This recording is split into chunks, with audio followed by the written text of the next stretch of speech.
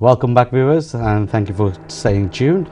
Now, we've asked a question to Mr. Altaf Saeed for his reason being involved with Business Friends of NTV. Now, Councillor Selwyn Williams has also been with us to almost every roadshow, and the same question applies to you.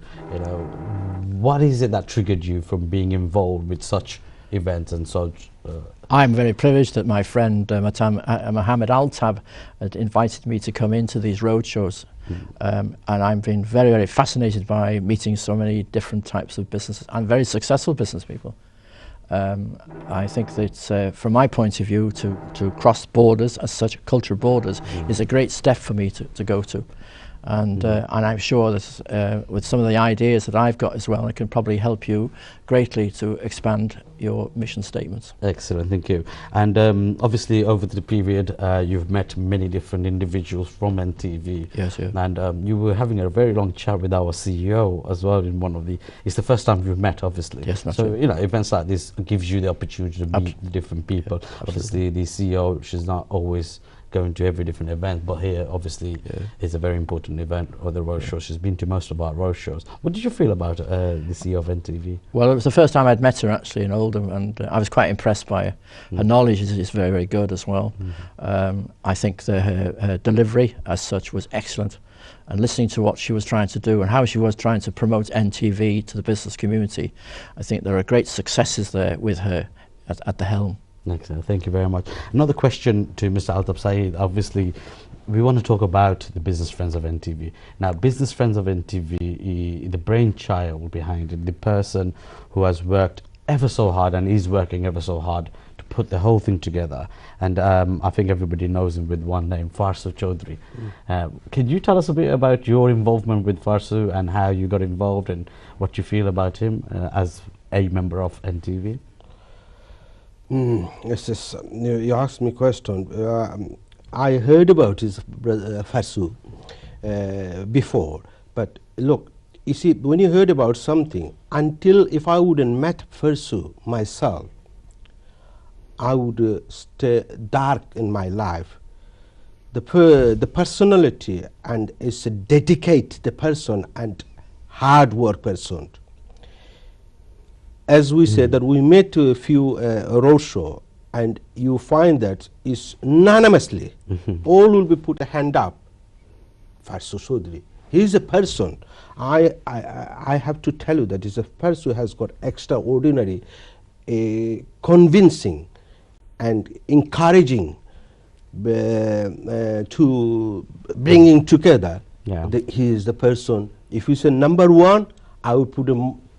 First, I will put a hand up. He is a person. It will be very shy if I can just say thank you.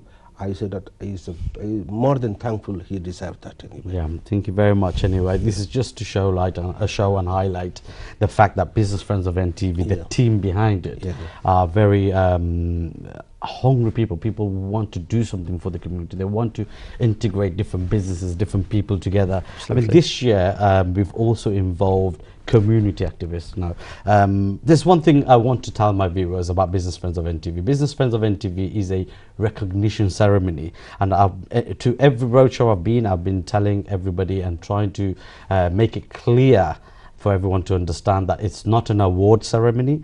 Our CEO, our director, Mustafa Babu, he's also told us we don't want to do an award ceremony. And for the last 2 years, we've done a recognition ceremony. It's about recognizing the different individuals, the little gems that are making the great differences, people who are going unnoticed. And that's what we're trying to do, recognize. And this year we've included people who's worked very hard and put a lot of effort within the community, and we want to also recognize them. And that is what we are doing here as part of Business Friends of NTV.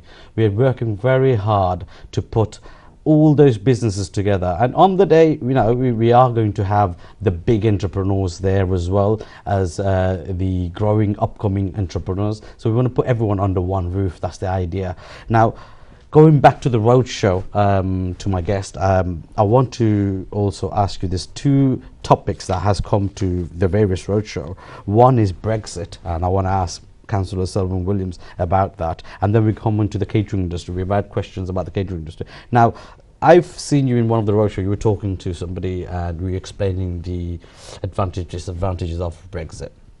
Okay, you have your view on this. Could you enlighten us a bit more about the consequences of Brexit for businesses in the UK? Yes. This will be my personal point of view, not the FSB point of view. As far as Brexit is concerned, there are lots of scare stories out there in the news and the media as such. I think there are great opportunities there, and I'm sure that when the British Parliament and the Brussels Parliament come to an agreement as such, I think there's going to be lots of good benefits out there. The opportunities of having world trade with other countries is enormous, and I'm sure that many of business members of NTV can understand that as well. I think basically, business people need to grasp those opportunities and find out the way that they can pursue them and increase business services. Yeah. Does it not affect us in any way that a lot of big businesses have moved onto other European countries, which were manufacturing in the UK, for example, that are actually moved to somewhere in Europe? Now that our connection is not going to be as strong. Doesn't that give us a negative I think that as far as the British government, as far as Britain is concerned, the financial world, the industrial financial world of London is the finest in the world. There are some companies moving out of the city of London into Europe. I would probably think that in the future, probably in a couple of years' time, there'll be a political turnaround in Europe, and there could be perhaps some of those companies coming back to this country. There are political concerns across the divide of the 27 countries. There are 8 or 9 countries there who are not happy with the way they've been managed through Brussels, etc., and they may be looking at ways of coming out as well. And I think this will fragment Europe. I possibly think in 10 years' time there'll be great changes in the 27 countries. A political friend of mine who's an MEP, who lives where I live, he said the changes will come in 2 years. In 2 years? 2 years. Okay. Due to Britain coming out of the European Union, does that trigger other countries planning to come out as well? There are apparently eight countries in the 27 who are not happy with the government in Brussels. If Britain comes out, those will try to come out, and others may also try. There are great disturbances at the cross divide, the Remainers, and also the ones who want to come out of the governments of Europe and how they manage their affairs. Okay. So all in all, you're saying that UK, the businesses shouldn't worry too much about it, should continue, and you think they'll do better. But do you feel that it's going to be a short term at the beginning difficulties, and then we'll get back to normal, or do you feel that we shouldn't be affected in any way? I think the greatest concern is the borders, the export trade into and out of Europe. Great concerns to many business people, including business members of NTV as well.